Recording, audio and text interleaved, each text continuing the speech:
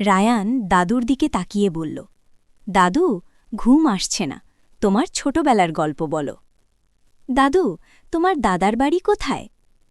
ছোট্ট রায়ানের এমন প্রশ্নে চৌধুরী দাদুর মনটা কেমন যেন নরম হয়ে গেল। চোখের সামনে ভেসে উঠল তার ছোটবেলার দিনগুলো। দাদু ধীরে ধীরে বলতে শুরু করলেন, আমার দাদার বাড়ি ছিল বিশাল মাঠের পাশে।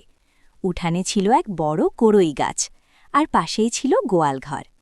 আমি তোমার মতোই ছোট ছিলাম তখন। রায়ান আগ্রহ নিয়ে শুনতে লাগল। দাদু বললেন, বিকেল হলেই আমরা মাঠে যেতাম। আমাদের অনেকগুলো বড় কালো মহিষ ছিল। আমি আর আমার গ্রামের বন্ধুরা মহিষের পিঠে উঠতাম।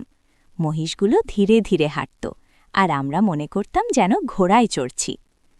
তারপর দাদু বললেন, মাঠের পাশে ছিল আখের ক্ষেত। আমরা লুকিয়ে লুকিয়ে আখ কাটতাম। আখের রস গাল বেয়ে পড়ত, কত মজা লাগত। রায়ান মন দিয়ে শুনছে।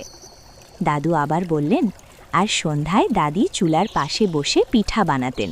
ভাপা পিঠা, পাটিসাপটা, গরম গরম। দাদির হাতের সেই পিঠার স্বাদ আজও ভুলতে পারিনি। রায়ান চুপ করে শুনতে শুনতে ঘুমিয়ে গেলে রাশেদ চৌধুরী খুশি হলেন।